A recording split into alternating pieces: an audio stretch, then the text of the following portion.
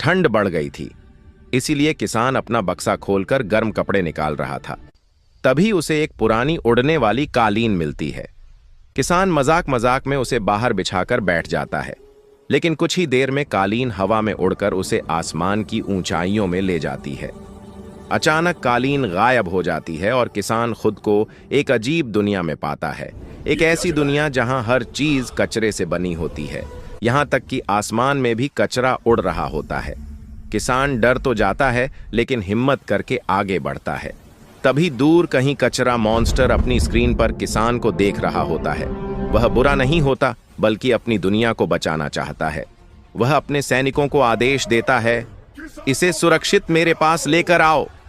कुछ देर बाद बवंडर जैसे कचरा सैनिक किसान के सामने आते हैं और उसे उठाकर आसमान में कचरा मॉन्स्टर के पास ले जाते हैं। कचरा मॉन्स्टर कहता है, मैं तुम्हारा इंतजार कर रहा था किसान, तुम्हारी मदद से ही हम धरती लोक को बचा सकते हैं। वहां एक डार्क कचरा मॉन्स्टर है जो सब गंदा कर रहा है।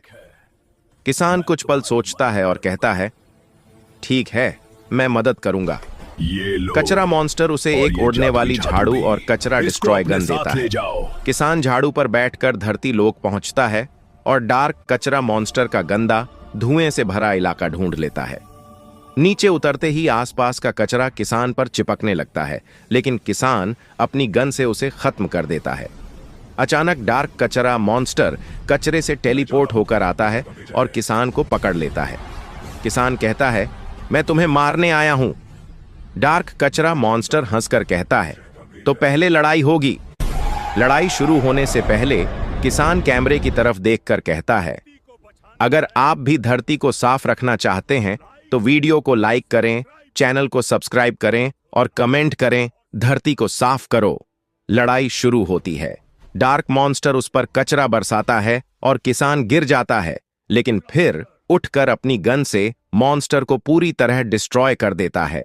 डार्क कचरा मॉन्स्टर राख बन जाता है और धरती लोक फिर से हरी भरी हो जाती है। कचरा मॉन्स्टर अपनी दुनिया से यह देखकर बहुत खुश होता है और सब कुछ फिर पहले जैसा सामान्य हो जाता है।